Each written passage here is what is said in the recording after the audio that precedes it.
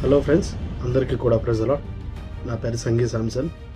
దేవుని సన్నిధికి చేరువచ్చిన దేవుని ప్రజలందరికీ, దేవుని చేత ఎన్నుకోబడినటువంటి ప్రజలకి, దేవుని రక్తం చేత విమోచన పొందినటువంటి ప్రజలకి, దేవుని సంఘాన్ని కాపాడుతున్నటువంటి కాపరులకి, ఇంకా ఉన్నత ఉద్దేశాలను తెలుసుకోవడానికి చేరువచ్చినటువంటి యవన బిడ్డలకి, దేవుని ఉద్దేశాల పట్ల ఆసక్తి కలిగినటువంటి ప్రజలకి, చిన్న బిడ్డలకి, వృద్ధాప్యంలో ఉన్నటువంటి పెద్దలకి, అండ్ సంఘంలో బాధ్యతలు కొనసాగిస్తున్నటువంటి పెద్దలకి, సంఘ కాపర్లకి, ప్రతి ఒక్కరికి కూడా ఈ ఉదయకాల సమయాన దేవుడు తన మహిమగల ఆనందాన్ని ప్రతి హృదయానికి అందించి ఆయన పట్ల మన కలిగి ఉన్న ఉద్దేశాలన్నీ నెరవేర్చడానికి సామర్థ్యం కలిగినటువంటి సమర్థులుగా మనం అందరినీ మలచునుగాక. ఫ్రెండ్స్, ఈ ఉదయకాల సమయాన, ఈ ఆదివారపు దినాన మనం తెలుసుకోబోయే ఒక అంశం ఏంటంటే, విశ్వాసులంగా మన విశ్వాసంలోను కార్య ఆచరణలోను ఐక్యత కలిగి ఉండటం అంశాన్ని గురించి ఎక్కువగా ఈ వీడియోలో తెలుసుకుందాం. Let's get into a topic.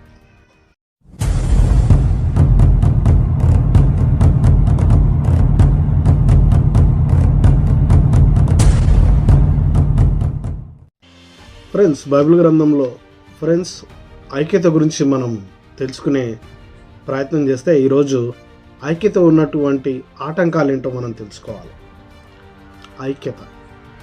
ఐక్యత అనే పదాన్ని మనం చూస్తే ఏకత్వం, యూనిటీ, ఒకే ఆలోచన కలిగి ఉండటం, కార్యాచరణ, మనం చేసే పనులలోనూ మనకు కలిగిన విశ్వాసంలోనూ ఏకత్వం కలిగి ఉండాలన్నదే ఈరోజు మన అంశంగా మనం చూడవచ్చు. ఫ్రెండ్స్, ఈరోజు ఏకత్వం కలిగి ఉండటం ద్వారా అనేక కార్యాలు అయితే జరగబడతాయి. సో మనం చేసే పనిలో కావచ్చు, మనం కలిగి ఉన్నటువంటి విశ్వాసంలో. సో ఒక ఉదాహరణని మనం తీసుకుంటే కనుక, ఒక ఉదాహరణ మనం తీసుకుంటే కనుక, విశ్వాసులుగా మనందరికీ కూడా బైబిల్ గ్రంథం గురించి కొంత అవగాహన మనం కలిగి ఉంటాం. బైబిల్ గ్రంథంలో దేవుడు మన కొరకు ఈ మాటలన్నీ సిద్ధపరచాడన్న విశ్వాసంలో మనం కొనసాగుతూ ఉంటాం. ఇందులో ఉన్న మాటలన్నీ కూడా మనల్ని ఒక సుత్తె వల్లే సరిచేయడానికి, అండ్ అలాగే మనకున్నటువంటి అజ్ఞానాన్ని తొలగించడానికి, మనల్ని బుద్ధిమంతులుగాను అండ్ ఇంకా దేవుని నీతికి సాధనములుగా మనల్ని మరుస్తూ ఉంటాడు. సో అటువంటి ఈ విశ్వాసంలో మన ఆలోచన అంతా కూడా, దేవుణ్ణి అంగీకరించిన ప్రతి ఒక్కరు కూడా దేవుడు కలిగి ఉన్నటువంటి ప్రణాళికలలో ఏకత్వాన్ని కలిగి ఉండాలి. దేవుడు మనకు అనుగ్రహించినటువంటి మాటలలో విశ్వాసాన్ని, ఏకత్వం కలిగి ఉండాలన్నదే ఉదాహరణగా మనం చూడవచ్చు ఫ్రెండ్స్. అండ్ అలాగే ఫ్రెండ్స్, కార్యాచరణలోను సో ఇక్కడ ఒక 2 విషయాలను మనము జ్ఞాపకం చేసుకోవాలి. సో మొదటిగా, ఐక్యతకు ఉన్న ఆటంకం ఏంటి? ఐక్యత కలిగి ఉండకపోవడానికి, ఐక్యత అనేది జరగకపోవడానికి కారణాలు ఏంటి అని మనం వెతకగలిగితే, ఈరోజు మనం చూస్తే కనుక అనేకమైన డినామినేషన్స్ మనం చూడవచ్చు. సో ఈరోజు పెంటెకోస్టల్ అని, బ్యాప్టిస్ట్ అని, మెథడిస్ట్ అని, మెనోనైట్స్ అని, అండ్ అలాగే ఫ్రెండ్స్ ఎన్నో రకాల, ఇంకా సెవెంత్ డే అడ్వాంటేజెస్ అని, సో డిఫరెంట్ డినామినేషన్స్, ఎన్నో విభజనలు అయితే మనం కలిగి ఉంటా ఉన్నాం. బట్ ఇన్ని విభజనలు కలిగి ఉన్నా మనం అందరం కూడా ఏకత్వంలో ఉండాలన్నదే విశ్వాసం యొక్క ఐక్యతకు విశ్వాసం అనేది మనకు ప్రోత్సహిస్తూ ఉంది. మనము పాత నిబంధన కాలంలో మనం చూస్తే, యెహోషువ కాలంలో దేవుడు వారికి చేసినటువంటి ప్రామిస్ ల్యాండ్ అంతటినీ కూడా క్యాప్చర్ చేయడానికి, లేకపోతే వాళ్ళు ఆక్రమించుకోవడానికి, దేవుడు వారి కొరకు సిద్ధపరిచిన ఆ ప్రామిస్ ల్యాండ్ని స్వాధీనం చేసుకోవడానికి, అక్కడున్న వారందరినీ ఉన్న ఆటంకాలన్నిటినీ తొలగించడానికి, సో ఆ స్థానాన్ని వీరు తిరిగి పొందుకోవడానికి ఆ ప్రజలందరూ కూడా యెహోషువతో సహా మిగతా వారందరూ కూడా ఒకే ఆలోచనకు ఎలా సహకరించారో ఈరోజు మనం అందరం కూడా విశ్వాసంలో నమ్మిన ప్రతి ఒక్కరం కూడా దేవుని సన్నిధికి చేరవలసిన వారమే ఉన్నాం. సో ఈరోజు వారిలో డివిజన్స్ ఉంటే కనుక వారిలో డివిజన్గా ఉన్న ఏ ఒక్కరు కూడా ఆ ప్రామిస్ ల్యాండ్ని ఆక్రమించుకున్నవారు కాదేమో. డివిజన్స్ అనేవి, ఆలోచనలు అనేవి మనలో ఐక్యతను కలగజేయడానికి జ్ఞానాన్ని, తెలివిని మనం ఉపయోగించాలి. ఈరోజు ఈ డినామినేషన్స్గా మనం ఎన్నో విభిన్న అభిప్రాయాలు. సో దానికి కారణం ఏంటంటే ఇంటర్ప్రిటేషనల్. సో ఈరోజు బైబిల్ని మనం మన త్రోవలో మనం చూస్తూ ఉన్నాం, మనం కోణంలో మనల్ని చూస్తూ ఉన్నాం, ఇతరుల కోణంలో ఇతరులు చూడటం వల్ల ఈరోజు మెయిన్ డినామినేషన్ అభిప్రాయాలు లేకపోతే దేవుణ్ణి విశ్వసించడంలో కలిగి ఉన్నటువంటి విభిన్న అభిప్రాయాలు మనలో ఐక్యతను కలగజేయకుండా మనలో డివిజన్స్ని కలగజేస్తాం. ఈరోజు సంఘంలో కూడా అనేక డివిజన్స్ మనం చూడగలుగుతాం. సో ఒకరు ఒక బ్యాచ్, ఇంకో బ్యాచ్. సో ఇవన్నీ కాదండి, మనం అందరం కూడా ఐక్యత కలిగి ముందుకు పోవడానికి మన జ్ఞానం అనేది ఉపయోగించాలి. మనకు దేవుడు అనుగ్రహించినటువంటి నాలెడ్జ్ని మనం యూజ్ చేసి యూనిటీగా మనం ఉండగలిగాలి. అంత వారు 12 గోత్రపు ప్రజలున్నా వారు ఒకే ఆలోచనకు 12 డివిజన్స్ కలిగినటువంటి ప్రజలు. సో 12 గోత్రాలు వారు కలిగి ఉన్న ఒకే యూనిటీగా దేవుడు వారికి దయచేసినటువంటి ప్రామిస్ ల్యాండ్లో వారు ఎంటర్ అవ్వడానికి ఎలా యూనిటీని అయితే కలిగి ఉన్నారో మనం కూడా అటువంటి. సో వాళ్ళు యూనిటీ కలిగి ఉండటం ద్వారా దాన్ని సాధించగలిగారు, ఆ సామ్రాజ్యాన్ని విస్తరించుకోగలిగారు, వారికి ఒక నీడను, గూడును అంటూ ఏర్పరచుకోగలిగారు. అండ్ అలాగే ఫ్రెండ్స్, ఈరోజు ఆటంకంగా ఉన్నటువంటి మరొక కార్యం ఏంటంటే ఇంటర్ప్రిటేషన్. ఈరోజు ఇంటర్ప్రిటేషన్ ద్వారా కూడా చాలా ప్రాబ్లమ్స్ అయితే మనం ఎదుర్కొంటూ ఉన్నాం. సో కొన్ని ఆచారాల వ్యవహారాల ద్వారా కావచ్చు, డినామినేషన్లో కొన్ని పద్ధతులను, కొన్ని ఎలిమెంట్స్ని యూజ్ చేస్తారు, కొన్ని డినామినేషన్స్లో కొన్ని ఎలిమెంట్స్ని యూజ్ చేస్తారు. బట్ మనం అందరం కూడా విశ్వసించింది ఆ యేసుక్రీస్తు ప్రభువునే. ఆయన ద్వారా మనకు రక్షణ కలుగుతుంది. సో ఆయన మనల్ని క్షమించడం ద్వారా, తన సన్నిధిలో మనకు అవకాశం ఇవ్వడం ద్వారా మనకు ఆయన సన్నిధిలో అవకాశం కల్పించబడతా ఉంటుంది. సో మనం అందరం కూడా విభిన్న అభిప్రాయాలు. ఈరోజు జ్ఞానంలో ఒకరు ఒక ఫస్ట్ స్టాండర్డ్లో ఉండొచ్చు. జ్ఞానంలో బైబిల్ గ్రంథంలో తెలిసినటువంటి కొన్ని పద్ధతుల్ని దేవుణ్ణి మెప్పించే విషయంలో కొంతమంది హై పొజిషన్లో ఉండవచ్చు, కొంతమంది లో పొజిషన్లో ఉండవచ్చు, లేకపోతే కొంతమంది విశ్వాసులు ఉన్నతమైనటువంటి ఆలోచనలు కలిగి ఉండవచ్చు, లేదా కొంతమంది వెనుకబడినటువంటి ప్రజలు, బుద్ధి మందగలిగినటువంటి ప్రజలు ఉండొచ్చు, జ్ఞానం కలిగినటువంటి అధికంగా శ్రేష్టమైనటువంటి స్థితిగతుల్లో అనుసరిస్తున్నటువంటి ప్రజలు ఉండరు. మనమందరం వెళ్ళవలసింది ఒక స్థానంలోనికే, మనమందరం చేరవలసింది దేవుడు నిర్ణయించినటువంటి ఆ నిత్యత్వంలోనికే. ఈరోజు నేను ఎక్కువగా శ్రమించడం ద్వారా, నేను ఎక్కువగా కష్టపడడం ద్వారా నా కష్టానికి తగిన ప్రతిఫలం అనేది దేవుడు నాకు అనుగ్రహిస్తాడు. సో మనమందరం కూడా ఒకే స్టాండర్డ్లో మనం ఉండలేం. చూడండి, ఇక్కడ ఈ ఏళ్ళు మనకు కలిగి ఉన్నటువంటి వేళ్ళు డిఫరెంట్గా మనకు కనిపిస్తుంది. ఒకటి చిన్నగా, ఒకటి పెద్దగా, ఒకటి పొడవుగా ఉండవచ్చు. లేకపోతే ఈ 5 వేలలో కూడా పొంతన అనేది ఉండదు. బట్ ఎలా అయితే యూనిటీగా మనకు ఏదైనా పని చేయడానికి సహకరిస్తుంది. అండ్ అలాగే యేసుక్రీస్తు ప్రభు సంఘాన్ని బాడీ పార్ట్స్గా పోల్చాడు. సో బాడీ పార్ట్స్లో అనంటే అవయవాలన్నీ కూడా ఈ ఆలోచనకి ఎలా సహకరిస్తూ ఉన్నాయో సంఘం అనేది కూడా ఒకే ఆలోచనకి యూనిటీ కలిగి ఉండడానికి మనము సర్వ ప్రయత్నాలు చేయాలనేదే యూనిటీ యొక్క ముఖ్య ఉద్దేశంగా మనమైతే చూడవచ్చు. సో ఫ్రెండ్స్, బైబిల్ గ్రంథంలో పౌలు గారి గురించి కొంత సౌలుగా ఉన్నప్పుడు తన జీవితాన్ని గురించి కొంత ధ్యానం చేస్తే కనుక, సౌలుగా ఉన్న తను దేవుని గురించి డిఫరెంట్ ఆలోచనలు కలిగి ఉన్నాడు. దేవుణ్ణి ఇంకో కోణంలో చూస్తూ ఉన్నాడు. దేవుడికి వ్యతిరేకంగా ఉన్న ప్రజల్ని నేను హింసిస్తున్నాను అనుకున్నాడే కానీ, దేవుడే ఈ సంకల్పాన్ని అంతటికీ నెరవేర్చడానికి యేసుక్రీస్తు ప్రభువారి రూపంలో ఆయనే మనుషుల మధ్యలో నివసించి తన ప్రణాళికల్ని నెరవేర్చడానికే దేవుడే మన మధ్యకు వచ్చాడన్న సంఘటనని స్పష్టంగా అర్థం చేసుకున్న తర్వాత యేసుక్రీస్తు దేవుడే తను ఎదుర్కొన్న కొంతకాలంలోనే వాస్తవం ఏంటో గ్రహించగలిగాడు. నీవు హింసిస్తున్న క్రీస్తును నేనే అనే విషయాన్ని గ్రహించినప్పుడు, అరే ఆయన పూజిస్తున్నట్టు సౌలుగా ఉన్నటువంటి ఈ పౌలు గారు పూజిస్తుంది అదే దేవుణ్ణి, ఆరాధిస్తుంది అదే దేవుణ్ణి. ఆయన ధర్మశాస్త్రంలో ఉన్నటువంటి ధర్మశాస్త్రంలో ఉన్న ఆజ్ఞలకి ఎంతో విధేయత చూపినటువంటి వ్యక్తి, రోషం కలిగినటువంటి వ్యక్తిగా పౌలు గారి జీవితాన్ని అయితే మనం చూడొచ్చు.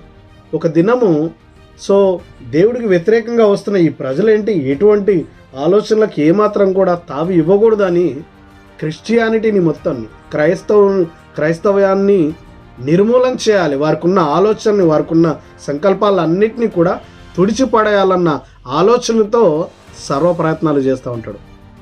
యేసుక్రీస్తు ప్రభు ఎదుర్కొన్న తర్వాత తన జీవితాన్ని దేవుడే తన సంకల్పాలన్నింటినీ ఎలా నెరవేరుస్తూ వచ్చాడు, పాత నిబంధన గ్రంథాన్ని గ్రహించాడు.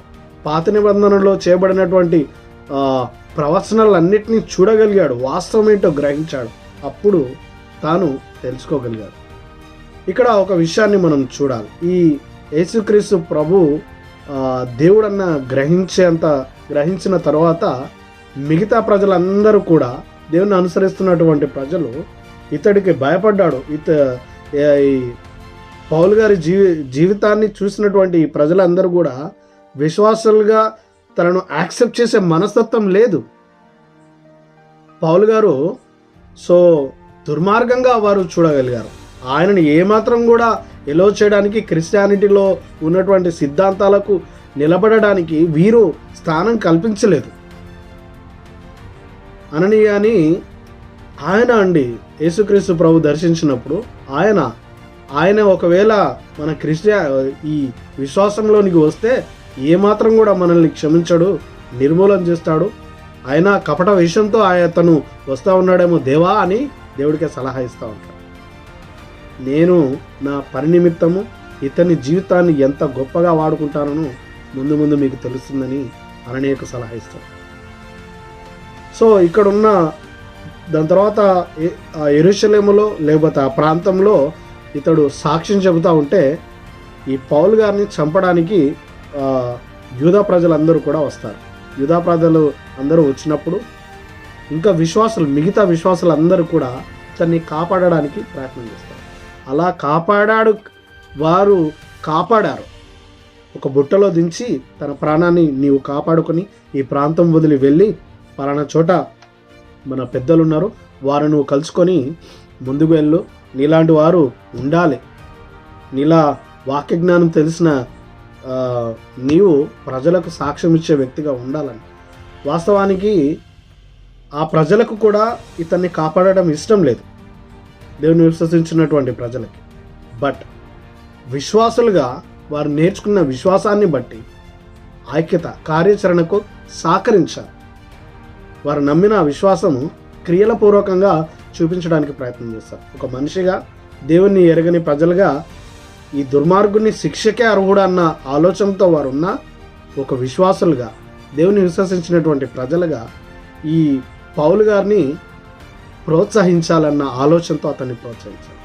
ఈరోజు కొత్త నిబంధన గ్రంథంలో దాదాపు 13 పుస్తకాలను రచించాడు, ఎన్నో ప్రాంతాలను విజిట్ చేశాడు, 3 మిషనరీ జర్నీ చేశాడు, దేవుని మాట కొరకు తనను తాను తృణీకరించుకున్నాడు. తనకున్నటువంటి ప్రతిదీ కూడా పెంటకుప్పతో సమానంగా ఎంచుకొని దేవుని కొరకు ఎంతో రోషం కలిగి కొనసాగాడు.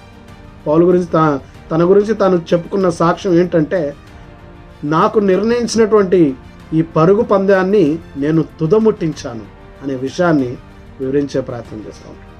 ఈరోజు మనము విభిన్న అభిప్రాయాలతో మన విశ్వాసంగా మనకు విభిన్న కోణాలు ఉంటే వాటిని కూర్చొని పరిష్కరించుకొని మనం నిలబడి ఇంకా యేసుక్రీస్తు యొక్క వెలుగు ప్రకాశించని చీకట్లో బ్రతుకుతున్నటువంటి ప్రజలకు మనం ప్రోత్సాహాన్ని కలిగించే వారంగా ఉండాలి. ప్రియమైనటువంటి సహోదరులారా, దేవుని బిడ్డలారా, సేవా పరిచయలో కొనసాగుతున్నటువంటి సేవకులారా, దేవుని చేత బాధ్యతలు కలిగి ఉన్నటువంటి పెద్దలారా, మనమందరము యూనిటీ కలిగి ఉండగలిగితే దేవుని సామ్రాజ్యాన్ని విస్తరించడానికి, అది మన విశ్వాసంలో కాదు, మన విశ్వాసంలో ఏవైనా లోపాలుంటే సరిచేసుకుందాం, మనం డిస్కస్ చేద్దాం, వాస్తవం ఏంటో తెలుసుకుందాం.